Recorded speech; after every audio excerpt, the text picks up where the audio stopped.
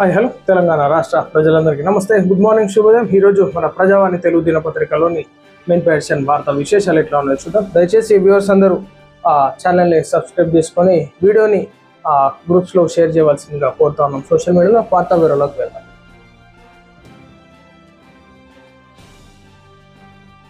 దివ్యాంగులను మోసం చేసిన కాంగ్రెస్ వారికి 6,000 పెన్షన్ హామీ ఏమైంది? దివ్యాంగులకు మద్దతుగా నేడు ఇందిరా పార్క్ వద్ద ధర్నా, ప్రభుత్వం తీరుపై మండిపడ్డ బీఆర్ఎస్ వర్కింగ్ ప్రెసిడెంట్ కేటీఆర్. దాదాపు 6.5-7 లక్షల మంది దివ్యాంగులకు కాంగ్రెస్ పార్టీ చాలా వాగ్దానాలు ఇచ్చింది. 100 రోజుల్లోనే 6,000 పెన్షన్ అని చెప్పింది. 6,000 పెన్షన్ ఇంకా ఎందుకు ఇవ్వడం లేదని ప్రభుత్వాన్ని బీఆర్ఎస్ వర్కింగ్ ప్రెసిడెంట్ కేటీఆర్ ప్రశ్నించారు. సో కాంగ్రెస్ పార్టీ ఏదైతే వాస్తవం ఇది ఇచ్చినటువంటి హామీని ఖచ్చితంగా నెరవేర్చాలి, లేదంటే ప్రజలు ఎప్పుడైతే సమయం వస్తుందో, దానికి సమయం ఆసనం అవుతుందో, ఈనాడు ప్రభుత్వానికి బుద్ధి చెప్పేటటువంటి ఆలోచనలు వాళ్ళే పబ్లిక్లోకి ఫ్రీ అడ్వర్టైజ్మెంట్ చేస్తారనమాట. కాబట్టి ఈనాడు ప్రభుత్వం ఇచ్చినటువంటి హామీలు ఖచ్చితంగా నెరవేర్చాలి. ఏదైతే దివ్యాంగులకి ఇచ్చినటువంటి పెన్షన్ ఏదైతే 6,000 ఉందో ఖచ్చితంగా వేయాలి. వృద్ధులకు కూడా ఏదైతే పెంచుతామన్నారో అదేవిధంగా మనము వితంతు మహిళలకు కూడా పెంచుతున్నారు. కాబట్టి సో వీళ్ళందరికీ ఖచ్చితంగా పెంచాల్సిందిగా మేము కూడా కోరుతా ఉన్నాం. సో ఎందుకంటే ఎలక్షన్స్ మేనిఫెస్టో ఇచ్చే ముందే ఈనాడు రాష్ట్ర ప్రభుత్వం నిర్ణయాలు తీసుకోవాలి, ఏది మనతోనవుతుంది ఏది కాదు. సో ఈనాడు ఆర్థిక పరిస్థితి రాష్ట్రం ఎట్లా ఉంది, సో ఏ విధంగా ముందుకు వెళ్ళాలని చెప్పేసి సో ఈనాడు ఖచ్చితంగా మాట ఇచ్చినారు, ప్రజలు ఓట్లేసి కాంగ్రెస్ పార్టీని గెలిపించినారు. కాబట్టి ఈనాడు పెన్షన్దారులందరూ కూడా ఖచ్చితంగా పెన్షన్ పెంచాల్సిందిగా మేము కూడా కోరుతున్నాం. కేటీఆర్ గారు కూడా డిమాండ్ చేస్తున్నారు. ఎందుకంటే కేటీఆర్ గారికి తెలుసు, గతంలో ఇచ్చినటువంటి హామీలను నెరవేర్చకనే దళిత బంధు ఇస్తాను ఇవ్వకపోగా డబుల్ బెడ్రూమ్లు ఇస్తాను ఇవ్వలేదు, కాబట్టి మాకు ఈ గతి పట్టింది. కాబట్టి ఈనాడు ప్రభుత్వం ఖచ్చితంగా ఇవ్వాలని చెప్పేసి కోరుకుంటున్నారు. అంటే మనసులో ఇవ్వకపోతేనే బాగుండు, నెక్స్ట్ మళ్ళీ మా పార్టీ వస్తుంది అని ఉంటుంది. కానీ కాంగ్రెస్ పార్టీ అధిష్టానం, ముఖ్యమంత్రి రేవంత్ రెడ్డి గారు అందరు కలిసి నిర్ణయం తీసుకొని త్వరగా ఇది ఒక పని కంప్లీట్ చేస్తే బాగుంటుంది. మన తులం బంగారం సంగతి ఏందో అది కూడా ఆలోచిస్తే బాగుంటుంది. త్వరలో సాదా బైనామా పరిష్కారం, కొనుగోలుదారు అఫిడవిట్ ఇస్తే సరిపోతుంది. దరఖాస్తుదారులకు మేలు జరిగేలా జియో 76 శాసన మండలిలో మంత్రి పొంగులేటి శ్రీనివాసరెడ్డి. రాష్ట్రంలో 2020 నుంచి పెండింగ్లో ఉన్న సాదా బైనామా దరఖాస్తులను వీలైనంత త్వరగతిన పరిష్కరిస్తామని రాష్ట్ర రెవెన్యూ, హౌసింగ్, సమాచార, పౌర సంబంధాల శాఖ మంత్రి పొంగులేటి శ్రీనివాసరెడ్డి ప్రకటించారు. మొత్తానికైతే సాదా బైనామా అప్పట్లో పేపర్ నుండి రిజిస్ట్రేషన్ చేసుకోలేని వాళ్ళు, ఈనాడు చాలా ఇబ్బందులు ఉన్నటువంటి, సో గ్రామాలలో నుంచి సిటీకి వచ్చిన వాళ్ళు ఇట్లా ఉంటారు. సో రిజిస్ట్రేషన్ చేసుకునే వాళ్ళు ఇట్లుంటే సాదా బైనామా పత్రాలు ఉంటే తీసుకుపోతే దానికి సమస్యకి చెక్ పెట్టేటటువంటి ఆలోచన తీసుకొని చాలా సంతోషకరంగా మనం భావించుకోవచ్చు. ఢిల్లీ అసెంబ్లీ స్పీకర్కు బెదిరింపు మెయిల్.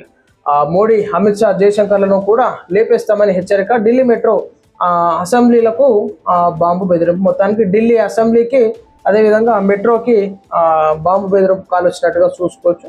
సో మొత్తం మీద బృందాలు కూడా వెతుకుతా ఉన్నాయి. సో అసలు వచ్చింది కాల్ ఎవరు, ఆకతాయిలా లేకపోతే నిజమైనటువంటి కాల, సో టోటల్గా పర్యవేక్షిస్తూ ఉన్నారు అన్నమాట. ఈవీ వాహనాలపై 20% డిస్కౌంట్, పెద్ద ఎత్తున ఈవీ ఛార్జింగ్ సెంటర్లు ఏర్పాటు, ముందుకు వచ్చిన మహేంద్ర తదితర కంపెనీలు.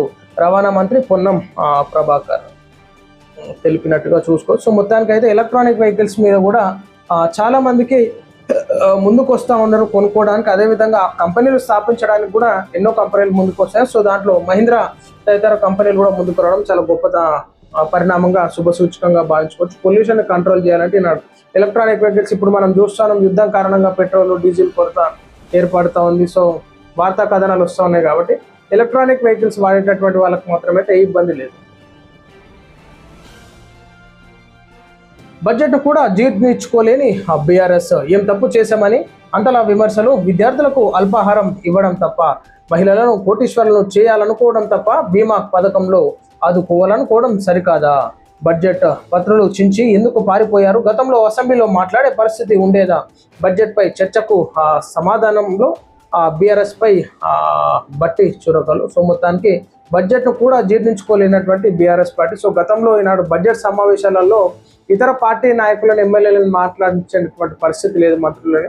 సో ఈనాడు దానికి మేము ఫుల్ స్టాప్ పెట్టేసి ఈనాడు ప్రతి ఒక్కరికి అవకాశం ఇస్తూ ఉన్నాం. సో ఈనాడు పత్రాలు చెప్పేసి బయటకు పోతే కరెక్ట్ కాదు అని చెప్పేసి ఈనాడు బట్టి విక్రమార్క చెప్పుకొచ్చినారు అన్నమాట. జీవన్ రెడ్డితో ఫలించని పిసిసి చీఫ్ దౌత్యం. ఆ పార్టీ వీడొద్దని కోరిన మహేష్ గౌడ్, నిర్ణయం ఎవరి చేతుల్లోనూ లేదన్న జీవన్ రెడ్డి. తనను పార్టీలో కావాలని దూరం పెట్టారనే ఆవేదన. నేడు పార్టీ కార్యకర్తలతో భేటీకి పిలుపు. ఉమ్మడి కరీంనగర్ జిల్లా రాజకీయ ఉద్దండుడు ఎమ్మెల్సీ జీవన్ రెడ్డి కాంగ్రెస్ అధిష్టానంపై తిరుగుబాటు జెండా ఎగురవేసిన సంగతి తెలిసిందే. బీఆర్ఎస్ నుంచి వచ్చిన ఎమ్మెల్యే సంజయ్ కుమార్ను పార్టీలోకి చేర్చుకోవడం, ఆ తర్వాత జిల్లాలో తనకు ప్రాధాన్యత తగ్గడంపై ఆయన తీవ్ర ఆవేదన వ్యక్తం చేస్తున్నారు. సో మొత్తానికి మూతాటు ముఖం ఇటు పెట్టినట్టుగా చూసుకోవచ్చు జీవన్ రెడ్డి వైఖరి. నన్ను పక్కకు పెట్టినారు, సో ఇక నన్నే పట్టించుకుంటారు, నేను పార్టీలు ఎందుకు అన్నట్టు జీవన్ రెడ్డి చెప్పుకొచ్చారు అనమాట. ఇక ఆయనతో మంతనాలు జరుపుతా ఉన్నారు, బుజ్జగించేసి ఏదో ఒకటి చెక్ చేస్తారు అనమాట సెటిల్మెంట్. సీఎం చంద్రబాబుతో సంజయ్ దత్ భేటీ. అమరావతిలో ఫిల్మ్ సిటీ వ్యవహారాలపై చర్చ. అమరావతిలో త్వరలోనే ఏపీలో భారీ సినీ స్టూడియోలు లేదా అంతర్జాతీయ స్థాయి ఫిల్మ్ సిటీ నిర్మాణంపై అధికారిక ప్రకటన వచ్చే అవకాశం కనిపిస్తోంది. మంగళవారం గన్నవరం ఎయిర్పోర్టుకు చేరుకున్న సంజయ్ దత్ బృందం నేరుగా వెలగపూడిలోని సచివాలయానికి వెళ్ళి ముఖ్యమంత్రిని కలిశారు. సో ఈనాడు తెలంగాణలో మనం రీసెంట్గా చూసుకోవచ్చు, గద్దర్ అవార్డ్స్ రేవంత్ రెడ్డి గారు ఇవ్వడం, సినీ పరిశ్రమను ఇంకా డెవలప్మెంట్ చేసే విధంగా కృషి చేస్తూ ఉన్నారు. కాబట్టి సో మేము కూడా ఇంకా దీన్ని డెవలప్మెంట్ చేయాలి అని చెప్పేసి చంద్రబాబు నాయుడు గారు కూడా చేస్తూ ఉన్నారు అన్నమాట, సినీ పరిశ్రమను డెవలప్మెంట్ చేయడానికి. పశ్చిమాసియా ఉద్రిక్తతలు, ప్రధాని మోడీకి ట్రంప్ ఫోన్. ఖచ్చితంగా యుద్ధం తొందరగా ఆపితే బాగుంటుంది. ట్రంప్ ఏకతాటి నిర్ణయాలు తీసుకుంటే మాత్రం ప్రపంచ దేశాలంతా మళ్ళీ బుద్ధి చెప్పేటటువంటి సమయం సందర్భం. ప్రజలు ఇప్పటికే ఆగ్రహం వ్యక్తం చేస్తున్నారు. ట్రంప్ పరిస్థితి ఎట్లుంటుందో మరి చూసుకోవాలి. మతం మారితే ఎస్సీ హక్కులు కోల్పోతారు. క్రిస్టియానిటీలో కుల వ్యవస్థ లేదు. క్రిస్టియన్ మతం స్వీకరిస్తే ఎస్సీ ఎస్టీ హక్కులు ఉండవు. హిందువుల సిక్కు బౌద్ధ మతస్థులకే కుల హక్కులు. ఏపీ హైకోర్టు తీర్పును సమర్థించిన సుప్రీంకోర్టు. ఖచ్చితంగా ఈనాడు మతం మార్చుకొని కన్వర్షన్ అయ్యి క్రిస్టియానిటీలో పోతే ఈనాడు ఎస్సీల మతం అని చెప్పేసి అనుకోవడం చాలా బుద్ధి తక్కువగా. ఈనాడు కోర్టు తీర్పు వచ్చింది కాబట్టి అప్రమత్తతో ఉండాలి. ఈనాడు డైవర్ట్ చేస్తూ ఉంటారు అనమాట పబ్లిక్ను కూడా, ఆ క్రిస్టియన్లకు కన్వర్ట్ కావాలని. ఆ విధంగా కాకుండా ఈనాడు ఎవరి స్వభావాలు ఎవరి భావాలు వాళ్ళకు ఉంటాయి, ఎవరి మతపరైనటువంటి గౌరవాలు వాళ్ళకు ఉంటాయి. కాబట్టి ఈనాడు జర వీళ్ళు దుఃఖాలు బంద్ చేసుకుంటే కూడా బాగుంటుంది. కోవిడ్ విషాదాలను మరచిన ప్రధాని మోడీ, మండిపడ్డ విపక్ష నేత రాహుల్.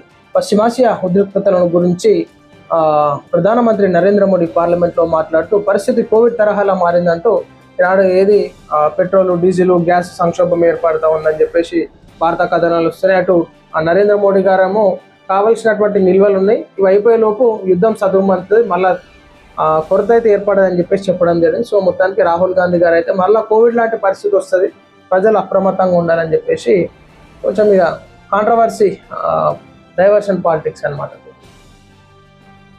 సో ఇక ఇది ప్రజలారా మనం చూస్తాం ఈరోజు మన ప్రజావాణి తెలుగు దినపత్రికలోని మెయిన్ వార్తా విశేషాలు. దయచేసి వీడియో అందరు షేర్ చేయండి.